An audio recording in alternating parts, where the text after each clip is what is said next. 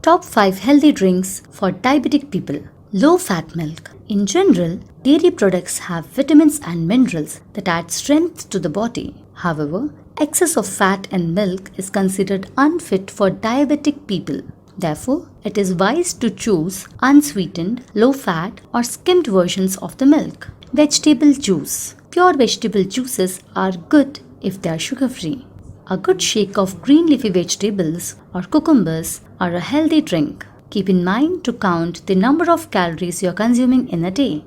Coffee. Here's some good news for coffee lovers. In 2012, a study found that drinking coffee might help lower your risk of developing type 2 diabetes. Researchers found that the level of risk dropped even lower for people who drank 2 to 3 cups per day. However, it is important to keep the coffee unsweetened, so take care to not add much of the milk, cream, or sugar. Tea. Research shows that green tea has a positive effect on type 2 diabetes. So one can have green, black, or herbal tea with sugars avoided.